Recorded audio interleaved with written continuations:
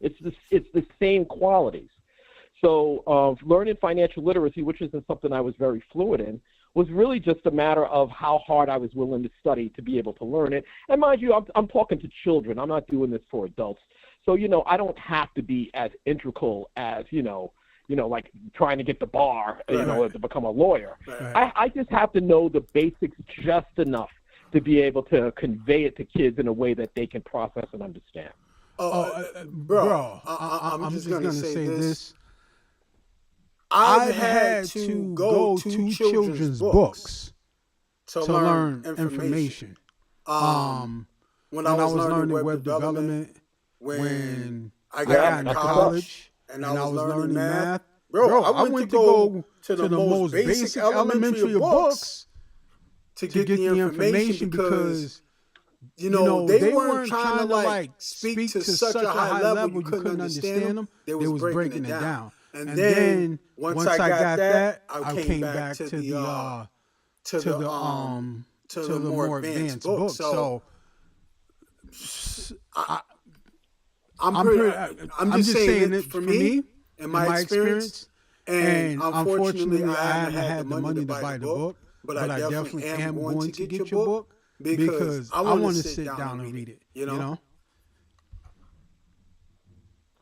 So first of all, I appreciate the humility of putting it out there that, you learned your path on your journey by reading children's books. Like, some people aren't humble enough to be able to say that and admit that. But, I think it takes a tremendous amount of courage to be able to say, I don't know, so I'm going to start from as foundational a place as I can to be able to learn, and I'll grow as I learn. And, that's so, incredibly important. So I just wanted to say, so kudos to you for starting at the bottom. Now you're here. Absolutely. I mean, I'm not where you at. I'm working on it. I'm gonna get there. But listen, after I read your book, I'm gonna be like, yeah, I'm coming for you, bro. Nah. So let me. I appreciate that. Oh man, my pleasure. Let me ask you this. So, what are the basics of financial literacy that you think that everyone should know? So this is what I promoted for kids, and this is actually what I recently have come to the epiphany of. Mm-hmm. I'm actually doing less of promoting financial literacy. Okay. So, if I try to sit down to a child and say, I want to teach you about banking, I want to teach you about investing, I want to teach you about debt and interest and savings and checking.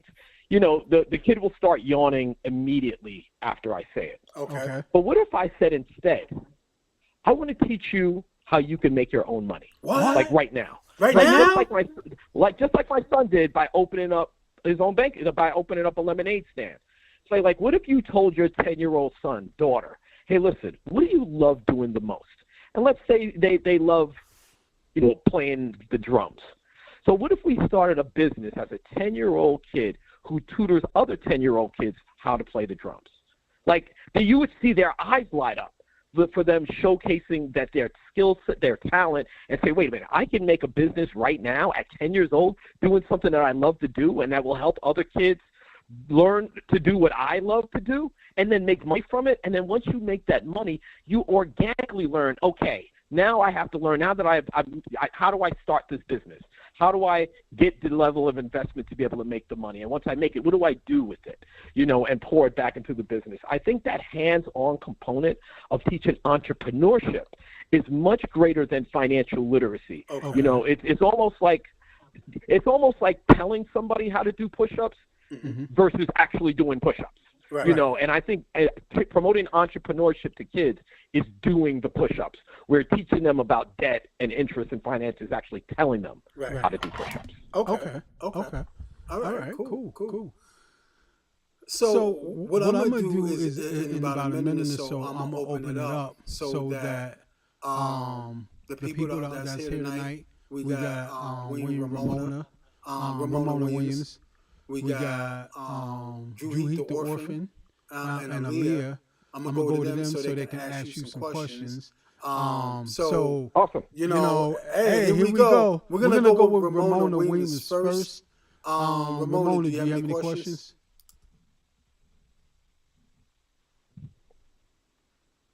everything that I asked, everything I wanted to ask, should I say, he already informed.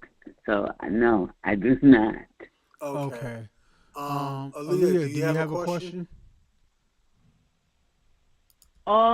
Yeah, actually I do, because I'm trying to like, I'm trying to, I'm trying to make a lot of money, and I get it. Like, as a young person, yeah, you ask any young person, yeah, they wanna make money and stuff. No, but like, I'm trying to like, I'm not just trying to like make like money. I wanna like be powerful. Like, I wanna have a name in order to, like start the companies I want to start, and like do the things I want to do for young people. And so basically, I don't know, it's like what I need, what troubles me is like, okay, I'll save money, and by the end of 1 year I could have like, I don't know, however much, like 2,000, 5,000, whatever. But it's like I don't know, just the idea of how much money I feel like I would need to have to do all those things versus like how much I'd be able to have right now. It just like, it gives me so much anxiety, and it like makes me so like I'm like, it makes me to the point where I'm just like, well, like, I can't give up. I'm not going to give up. Like, I don't have that in me to just not like, you know what I mean? I'm 24 and I haven't really like, I haven't even had my first job, but I still see my dreams, and I'm not going to let them go. But I don't know. It's just, yeah. So, oh yeah. Would you, so it seems like to me you want to, with understanding how to decrease the anxiety of how much money you need to make, is that what you're getting at? In terms of a question? Yeah, like, just like, like, yeah. So basically it's just, yeah, that was like to give like just like an overall sense of like what, so basically I just like, I need like help figuring out how to look at like the the smaller picture versus like just like the broad thing that I see in my head. Okay. And like the small steps, and to getting there. Well, first of all, one of the things that I think we need to emphasize, especially when it comes to finances, is simplicity. Keep things really simple. Let's say hypothetically you've got, you said you got $2,000 to $5,000, or whatever it is that you've made. So you should have 3 basic accounts. You should have a checking account that's for you to spend. You should have a savings account that's for you to store, and then you should have an investment account that's for you to grow. One of the big mistakes that young people make is that they put their money to grow into a savings account. Well, your percentage that you're going to make in a savings account is peanuts. You could barely buy a candy bar, at the end of the year with the level of interest. So instead, you should have a check. I mean, in some cases, you really don't even need a savings account. But, that's why I don't call it a savings. I call it a storing account. You store your money there just to kind of have it there and keep it safe. So your checking is to spend, your savings is to store, your investment is to grow.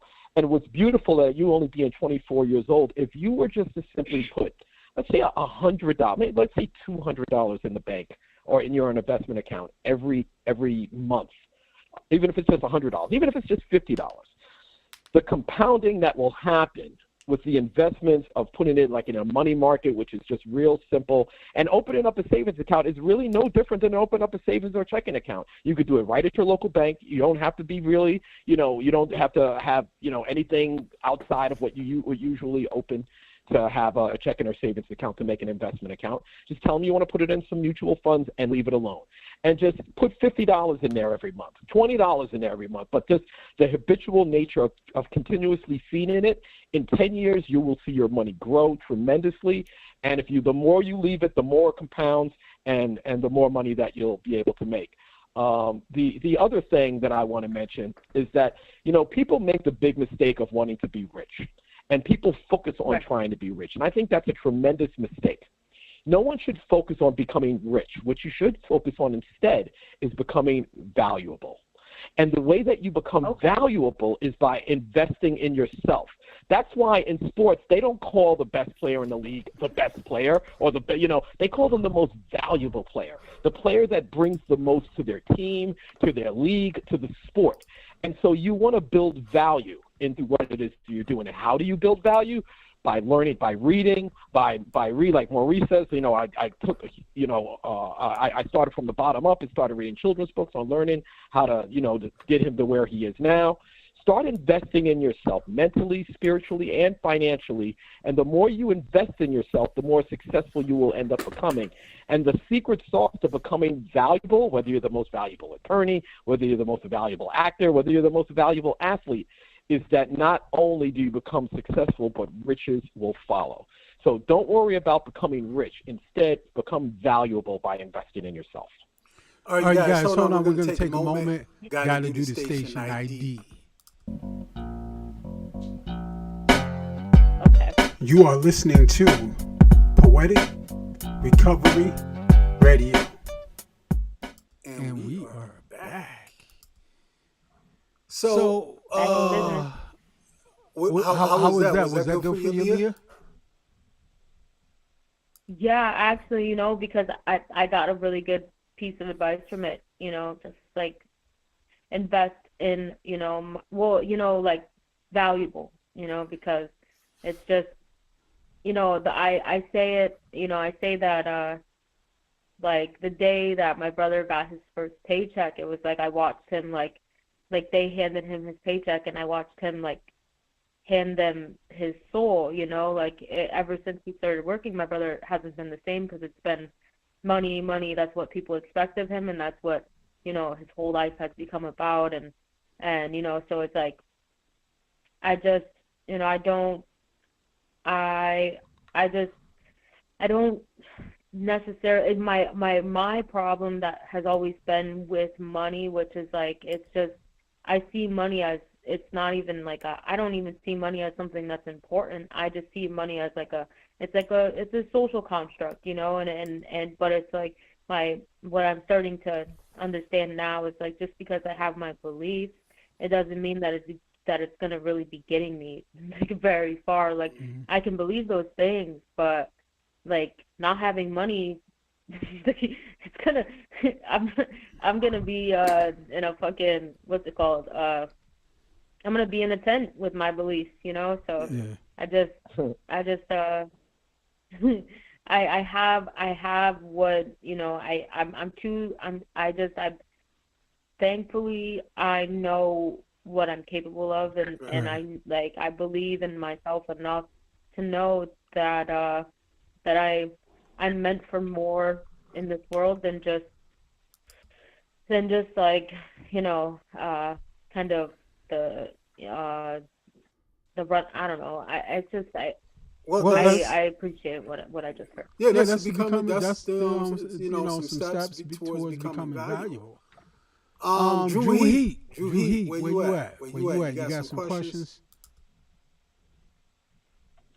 I am right here. You got some questions for Dr. Ty Jackson? For the doc. Well, I was going to ask the question, but he had already answered it, about, basically like where to start investing. I mean, I'm a little up there in age, so I got to be thinking about retirement. That'll be coming out another 20 to 30 years, somewhere around there. Did you say a little up there? Because last time I checked, just putting so basically just putting whatever you can afford away is a good stepping stone to start with. Because I had it in my head, if you don't have at least 200 to 500 to put away, every month or every check, then what's the point? But now, thanks to the doc, I know, Put in your little 50. Put in your little 20. Put in whatever. Yeah, man. Don't overthink it, man. Sincerely, don't. You can only work with what you got, So don't overthink it. And one of the great mantras in financial literacy is, you pay yourself first. Before you pay the rent. But rich people pay themselves first and then pay off their bills with what they have left. Poor people pay everything else first and then pay themselves with whatever's left. So get into the habit of taking that $100 from your paycheck, and put that in the bank first, and then pay your rent, and then pay your other things, and use what's left over. So definitely get into the habit of paying yourself first. No, sir. Dr. Jackson. Yeah, you guys can just call me Ty. You guys ain't got to do that. Hey, man. I appreciate it, though. That's love. Hey, you said if I wanted to be extra, I'm like, doctor. That's what's up. Appreciate that, bro. Hey, man, it's my pleasure, brother.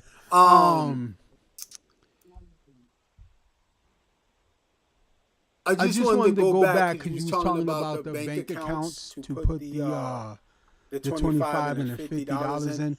Can you repeat that one more time? Because I know that. Before you answer that question, I just want to let everybody know we're speaking with Dr. Ty Allen Jackson. We're talking about his quest on writing a financial literacy book for his son. To be able to educate his son, he's going around the country, and he does talking engagements on financial literacy, and he got his honorary degree. Can you just name the title of that honorary doctor's degree one more time, Dr. Jackson? Sure. From the Massachusetts College of Liberal Arts, approximately 4 years ago, I was honored to receive an honorary doctorate of humane letters for my work and advocacy of promoting literacy and reading and financial literacy to children. Man, and that sounds beautiful, doctorate. Humane letters. That's man. Wow, that's incredible. Brother, I want to thank you for being here on Cultural Medics, on Poetic Recovery Radio. Is there anything that you would love to leave with this? Yeah, sure. One of the things I emphasize is in my working and having the privilege of engaging with kids literally around the country and around the world is that we have to do a better job of talking up to them. It's a lot easier to teach a 5-year-old how to play piano than a 25-year-old how to play piano. So, talking to them about finance, or talking to them about anything that's important. It's important for us for us to talk to them on our level, not the other way around. We don't speak their language. They need to speak up to ours. We don't speak down to theirs. So don't be afraid to talk to your children about investing, about interest, about debt, about when you're going to the supermarket, finding out why is organic cost more than regular? Why does the no-name brand cost more than the premium brand? Have these conversations about money and let the children pay, to get into the habit of actually, paying. And maybe even talk to your child about your paycheck and show them, this is the gross. And then after my expenses or after deductions, this is the net, and this is what we have to live with. Have these conversations with your kids now. Talk up to them so that they reach us on our level instead of the other way around. Thank you. I truly appreciate that. I would love to bring you back again at some point in time in the future if you're okay with that. The other thing is we have a social media network, Poetic Recovery, poeticrecovery.us. I want to invite you to come and create an account, a profile and a business page, so we can link the business page and everything we have. We are growing, but I want to invite you to do that because there's so many people on there that need to see your book, know that the information is accessible so they can teach their children. So when their children get our age, they're far ahead of the game. Yes, sir. Send me the invitation, and I will be happy to be a part of it. Thank you. I appreciate it. Thank you so much for coming. We're honored to have you. We're blessed, and look forward to seeing you in the future on Cultural Menace. All right. Good talking to you all. Everyone, take care. You got it. Thanks for the invite. You're welcome. Take care. Bye, everyone.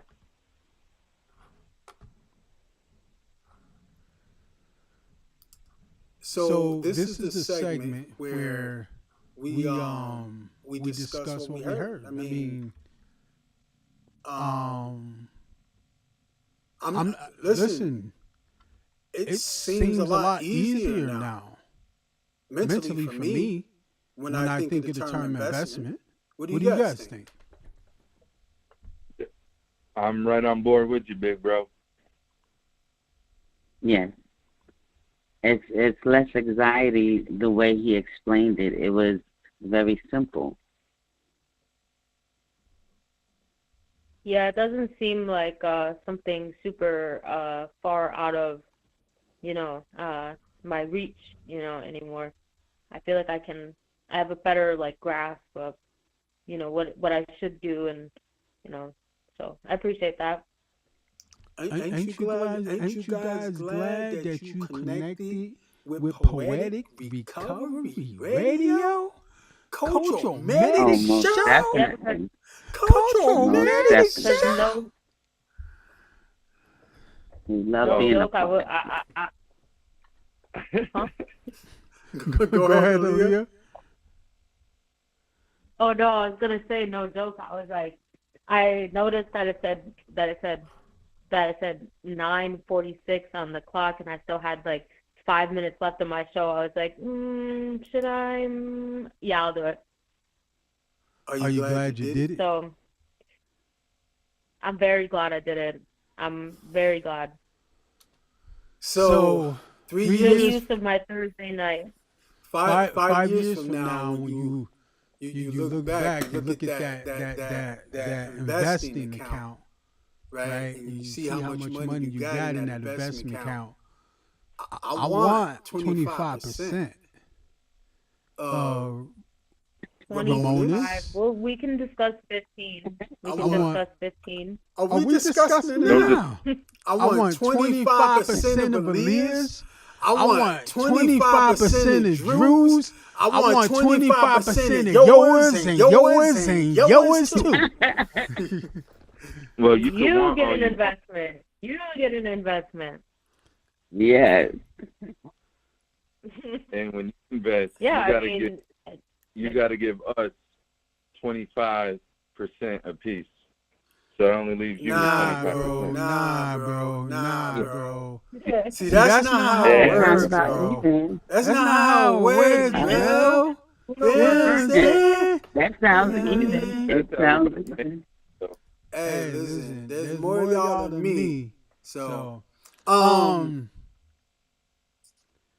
man, I was listening to him, right? And you know what was dope? He was like, I only got my high school education. And the brother is an honorary doctorate of humane letters, bro. Yeah. Listen, let me say it again. Yeah. A doctorate of humane letters. Come on, bro. Yes. That is great. That is a great accomplishment.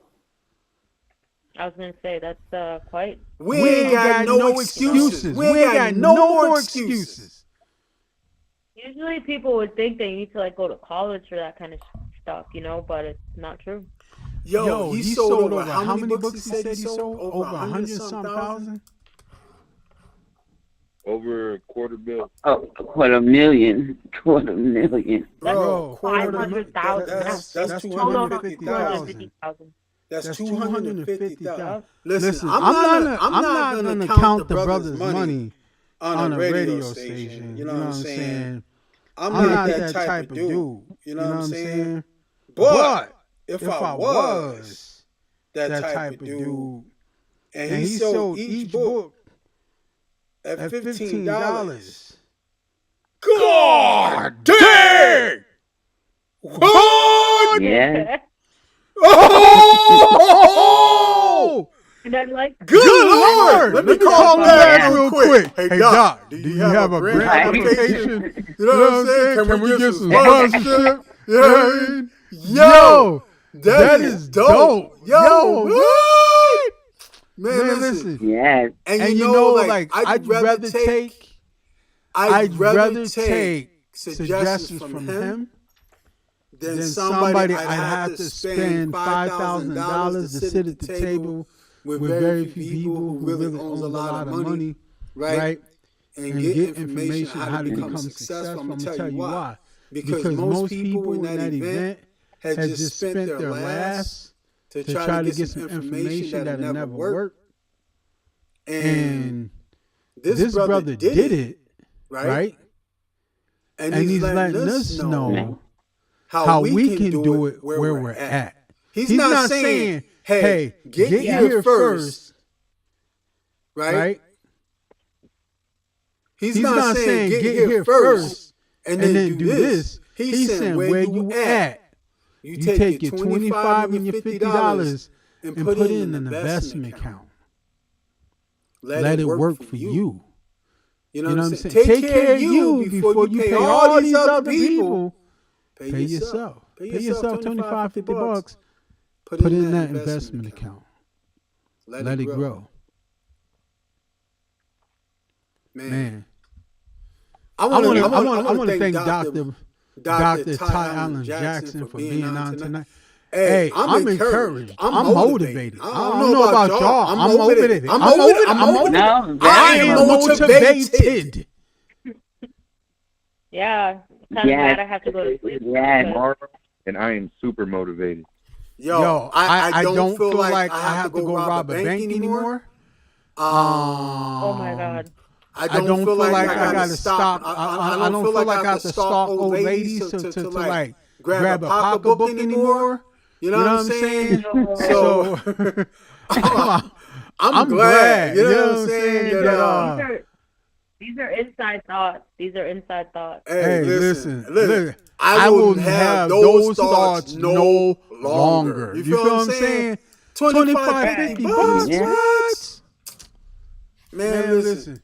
The next time somebody come up to me talking about, I need to sell drugs. I'm like, well, Dr. Ty Allen Jackson said that if you take $25, $50 a week or a month and you put it in an investment account, you paying yourself. You know what I'm saying? Yo, I'm just so hyped and motivated about this. Man, wow. He even said like $2. He didn't even say, you know what I mean? Like, he said 10, you know, like... Yep, 10, 5, that's crazy. 4, 3, 2, 1, contact. Absolutely. Okay, so let me ask you this. Hey, Ramona, what you gonna do with your first $250,000? Well? What you gonna do with your first $250,000? I'm going to go on a long vacation, a girls' trip. A girls' trip? Well, Okay. Yeah. Okay. Drew, what you gonna do with your first $250,000? Oh, I'm gonna let it sit there and collect more and wait till it turns to $250,000. Hey, Aaliyah, what you gonna do with your first $250,000? Oh, I'm in $500,000, but it's our $250,000. Word, yeah. I honestly really like. I was thinking about this when you were asking them. I really truly think I might just like want to do like even though my family is absolutely insane, maybe like do like give them money, you know, for their own thing. But yeah, I'd want to like take all my little cousins and like, you know, go somewhere, like go like. I don't know, just like go somewhere. I just want to see them have fun and, you know, not have to worry about, you know, the things in a day, you know. So yeah, I think that will be the first thing. This is what I'm gonna do. My first $250,000. What you guys saying? My bad.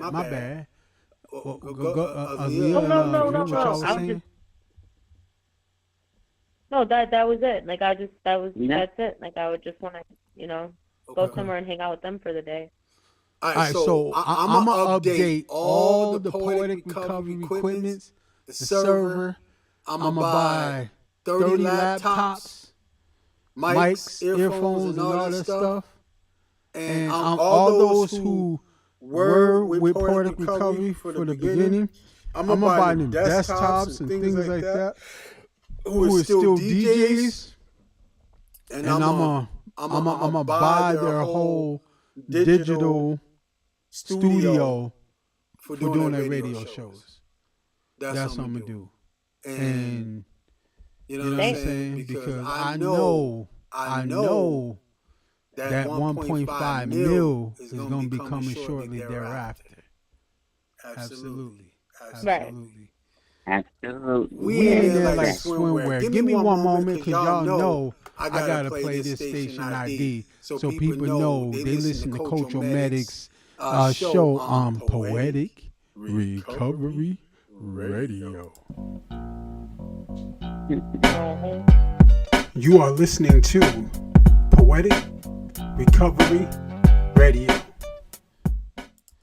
Speaking of which, you know why I went to school for computers? Where? I said, you know why I went to school for computers? Yeah, I was like, wait, what? Why? Why? I'm gonna take a guess. Take a guess. You first, Ramona. Why I went to school for computers? Why I went to school? Because it helps you put together the components of all of what you do now. Okay. Well, that's what I think. Okay. Drew, why you think I went to school for computers? I would say we went to school for computers so you could learn all the goodness that they can do for the human being. Aaliyah, why do you think Aaliyah, why do you think I went to school for computers? Because you knew that they were the future. Y'all all wrong. I mean, sounds good, Oh, that's great. but y'all all wrong. See, I was thinking it was either medical or computers. And at the end of that journey was going to be this beautiful, cool woman waiting for me.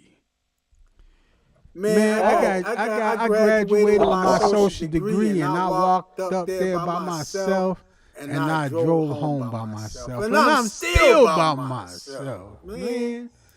Oh. You have good friends. I'm gonna get me an investment bank account, and I know. Now I know. I know now how to get. Yo, we next. What's our topic gonna be next Tuesday, y'all? What's gonna be our topic? We got 7 minutes left. What's gonna be our topic? It was my job. I think it should be, and this might, I mean, I don't know, it could sound more boring than like banking, but he made it fun. Could talk about like nutrition.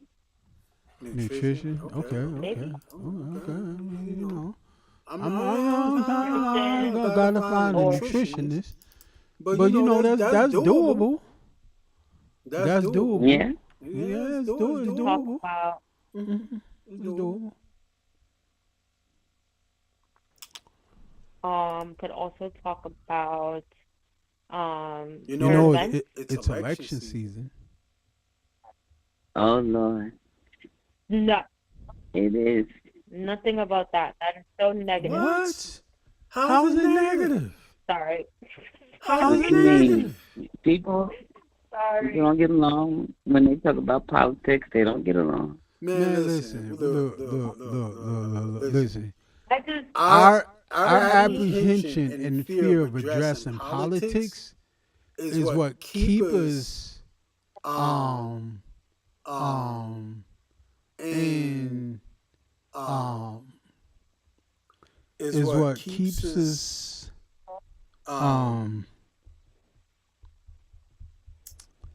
is what keeps us in the situations that we're in. We need to learn about it. You know what I'm saying?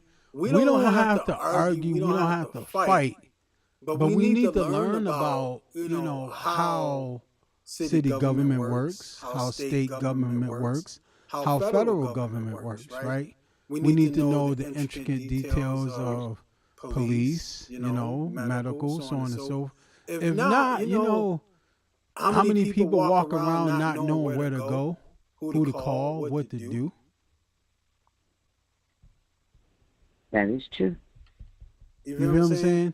And I think the reason why people think it's so negative is because most people, when they think about politics, they're arguing about what's happening as a result of ineffective governing, right?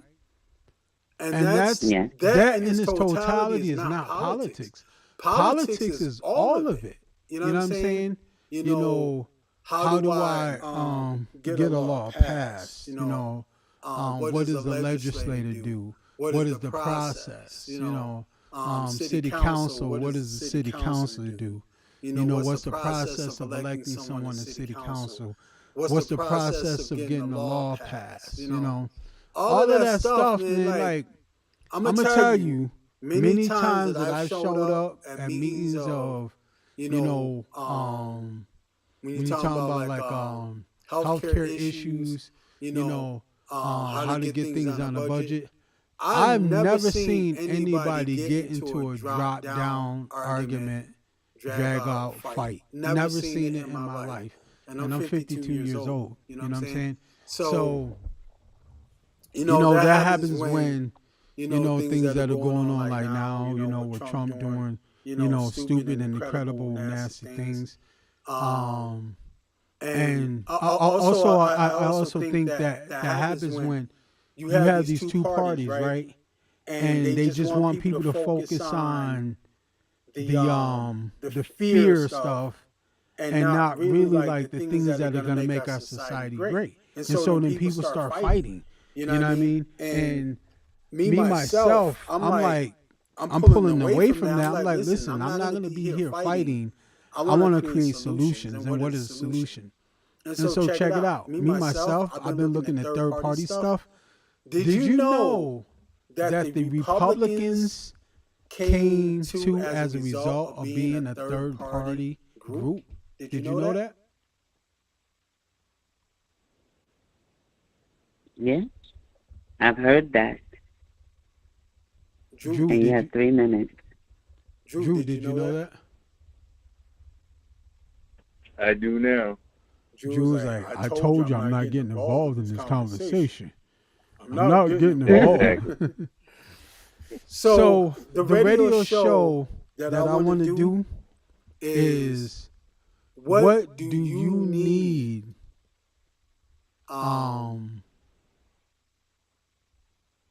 So there's two. One is for people to call in and talk about what they need from their legislators, right? And then the other show is going to be about the third party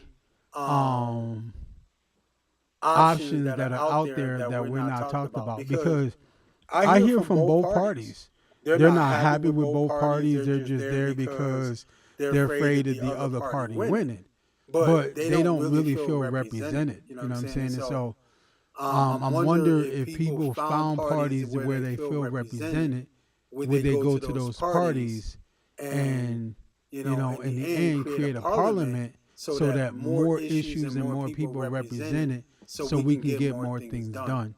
And so I was thinking about, and that show, so there would be, what do you need from your legislators? And the other show would be expanding the landscape. What do you guys think? Sounds good. Sounds good. I think if we're going to, get into the structure of the government, pretty much, we should do we should have a show about exactly what a legislator does and all that before we have people calling in, because what if they don't know about so let's do, because even though that they don't know, people have a feeling that there's something wrong. You know what I mean? And so, like, I don't believe things can change overnight, but I think legislators need to listen to their constituents, right? A lot of legislators don't. But I think, for this purpose is that, getting people to understand or to feel like they're being heard, that someone's listening, that other people feel the same way. And then, we can do, a show on what legislators do, and legislators, city councilors. There's legislators at different levels of government, city council, state, federal. And then we can do the whole expanding the landscape. What do you think? Would that be doable? Yeah. I believe that's doable. Yeah. Cool. Well, look, man, tonight I really feel that tonight was another successful interview, radio show. But Ramona, when you're talking about that 3 minutes, you got to speak up. Well, I thought I was speaking up, but then I realized you wasn't hearing me, and now I know. I heard you. You was like, 3 minutes. I was like, what? But I didn't want to be too loud. Nah, you the timekeeper. You the timekeeper. When you set that alarm in the morning, if that alarm was going beep, beep, beep, beep, beep, beep, beep, would you hear that alarm? But if that alarm's going beep, beep, beep, yeah, but if it's not, no. Exactly. You know what I'm saying? So you're like, I just want to let you know we have 3 minutes left. Thank you very much. You didn't hear me say that? No, you was like 3 minutes. I was like, for what? But I appreciate you though for throwing that up in there to 3 minutes, because it definitely kept me on. It made me look up at the clock, and I was like, oh snap, yeah, we got to end soon. So I definitely appreciate that. That was pretty dope. Thank you. I tried. Word. Drew.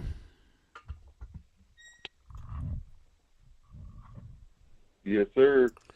Did you hear about the dude that young dude that was people from the internet was trying to get him to not marry that girl, and she married him, and now she wants to get the divorce, and she wants $40 million. No, I did not hear about that. Bro, they haven't been married a year. Ramona, did you hear about that? No, but I hope they signed the prenup. Travis Hunter. Even still, how does she deserve that money? How does she deserve that money? Just because they got married? How does she deserve that money? I mean, I could see if they reward her that $40 million, then I'm gonna call it racism. That's all I'm gonna call it, because ain't no way in hell. The marriage lasted less than a year while Hunter recently signed his rookie NFL contract. How much is his contract worth? Bro, a rookie contract, and she's asking for $40 million? That sounds ridiculous. What is it worth? Bro, his contract is worth $46.65 million. His signing bonus is $30.5 million. His annual value is $11.7. She's not going to get all that money. There's no way. She should be laughed out of court. Now we talking about financial literacy. Homie should have had a prenup. Be like, no, she loves me. That's my girl. She loves me. She loves me. She loves me not. She loves me. She loves me not. She loves me not. Drew, what you think? Drew's over there quiet. He's like, man, wouldn't be me. What are you talking about? I just said I agreed. Oh, I didn't hear you. You know, she should definitely get laughed out of court. It shouldn't even. I mean, I understand that's what she's asking for, but it shouldn't even be a thing because they've only been married a year. Not even. You're not. Wasn't even a year. Entitled to that. So I mean, no children. That you know, he wouldn't have got where he is without her being his woman, which I highly doubt that. So hopefully she'll just get laughed out of court, like, you silly girl. And they don't have no children together, right? They tied the knot in May. After 3.5 years of dating and capped off their big moment with the romantic honeymoon escape to the Caribbean shortly thereafter, that appears to be strongly as ever. However, online trolls have continued to paint Hunter's wife as a gold digger and suggest that she's not the relationship for the right reasons. The divorce rumors started swirling last month after Lene shared a post on TikTok detailing how the hatred has affected her mental health. In the raw video, Lene stepped out of the shower, bawling her eyes out as the church sermon played behind her.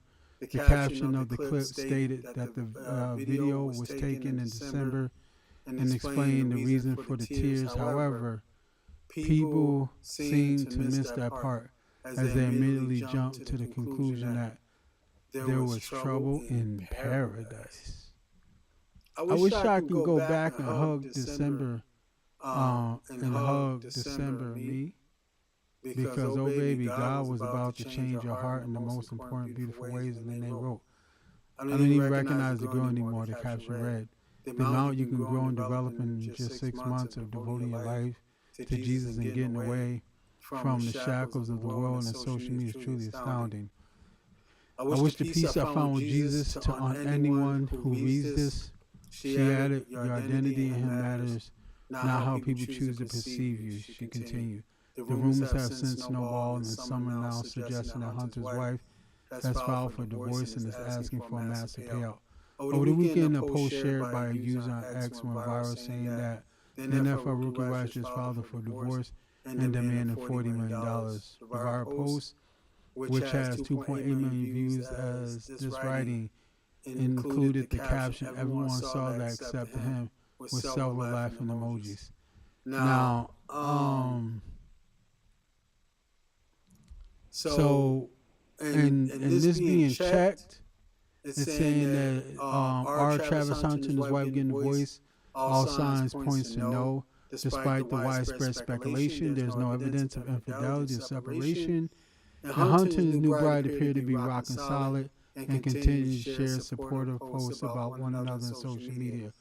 On August 3rd, Hunter shared a heartwarming video on TikTok where Lene adopted the cat together at a Florida Humane Society.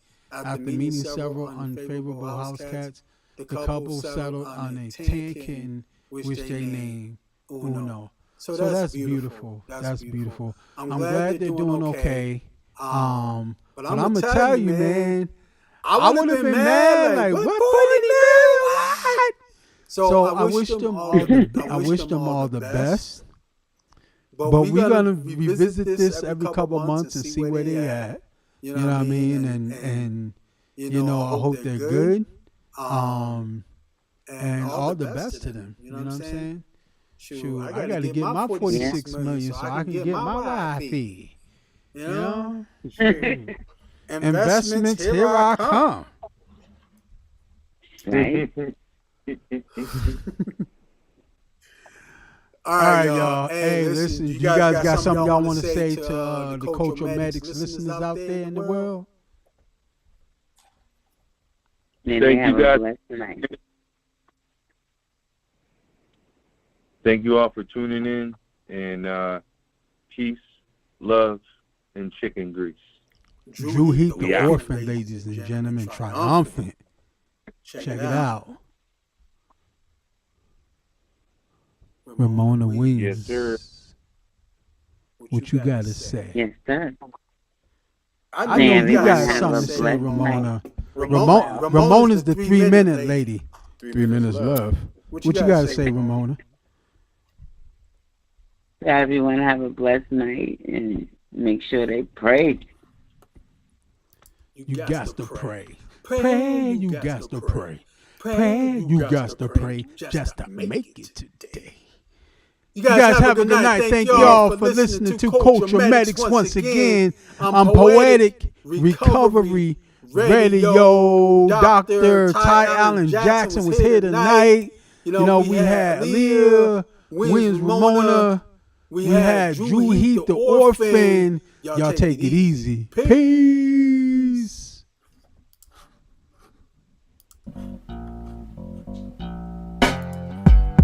You are listening to Poetic Recovery Radio. Yeah, thank y'all very much. Keep your heads up. I hope y'all gained the information that you needed to get started on investing in your future financially. Take it easy. Be patient. One step at a time.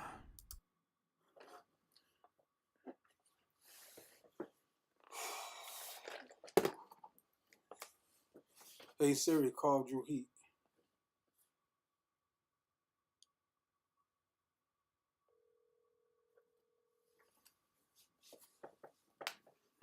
What's good, big bro? Hey man, what you think?